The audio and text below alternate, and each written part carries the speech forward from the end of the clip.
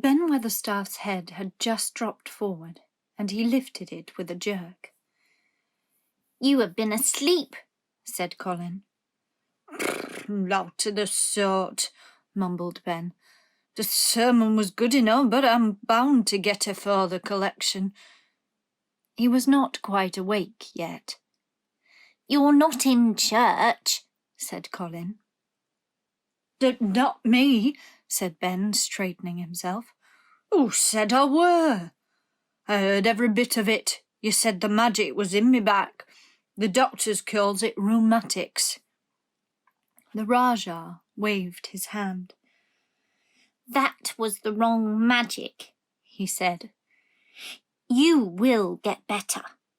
You have my permission to go to your work, but come back tomorrow." "I'd like to see thee walk around the garden," grunted Ben. It was not an unfriendly grunt, but it was a grunt. In fact, being a stubborn old party and not having entire faith in magic, he had made up his mind that if he were sent away he would climb his ladder and look over the wall so that he might be ready to hobble back if there were any stumbling. The Rajah did not object to his staying, and so the procession was formed. It really did look like a procession. Colin was at its head with Dickon on one side and Mary on the other. Ben Weatherstaff walked behind, and the creatures trailed after them, the lamb and the fox cub keeping close to Dickon, the white rabbit hopping along or stopping to nibble, and Soot following with the solemnity of a person who felt himself in charge. It was a procession which moved slowly but with dignity. Every few yards it stopped to rest. Colin leaned on Dickon's arm, and privately Ben Weatherstaff kept a sharp lookout, but now and then Colin took his hand from its support and walked a few steps alone. His head was held up all the time, and he looked very grand. "The magic is in me," he kept saying. "The magic is in me. It's making me strong. I can feel it. I can feel it." It seemed very certain that something was upholding and uplifting him. He sat on the seats in the alcoves, and once or twice he sat down on the grass, and several times he paused in the path and leaned on Dickon, but he would not give up until he had gone all round the garden. When he returned to the canopy tree, his cheeks were flushed, and he looked triumphant. "I did it! The magic worked!" he cried. "That is my first scientific discovery." "What will Dr. Craven say?" broke out Mary. "He won't say anything," Colin answered, "because he will not be told.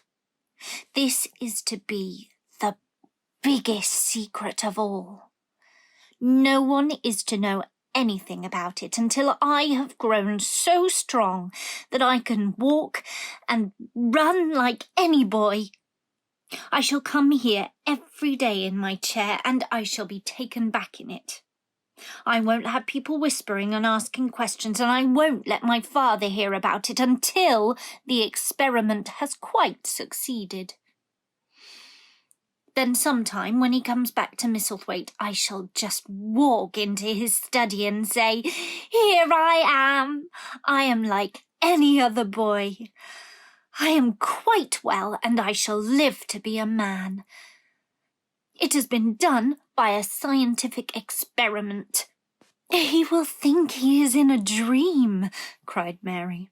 "He won't believe his eyes." Colin flushed triumphantly. He had made himself believe that he was going to get well, which was really more than half the battle if he had been aware of it. And the thought which stimulated him more than any other was this imagining what his father would look like when he saw that he had a son who was as straight and as strong as other fathers' sons. One of his darkest miseries in the unhealthy, morbid past days had been his hatred of being a sickly, weak-backed boy whose father was afraid to look at him. They'll be obliged to believe them," he said. "One of the things I'm going to do after the magic works, and before I begin to make scientific discoveries, is to be an athlete." "We shall have thee taken to boxing in a week or so," said Ben Weatherstaff. "That'll end with winning the belt and being champion prize fighter of all England." Colin fixed his eyes on him sternly. "Weatherstaff," he said, "that is disrespectful. You must not take liberties because you are in the secret. However much the magic works, I shall not be a prize fighter. I shall be a scientific discoverer." Pardon, sir," answered Ben Weatherstaff, touching his forehead in salute. "I ought to have seed it wasn't a joking matter." But his eyes twinkled, and secretly he was immensely pleased. He really did not mind being snubbed, since the snubbing meant that the lad was gaining strength and spirit.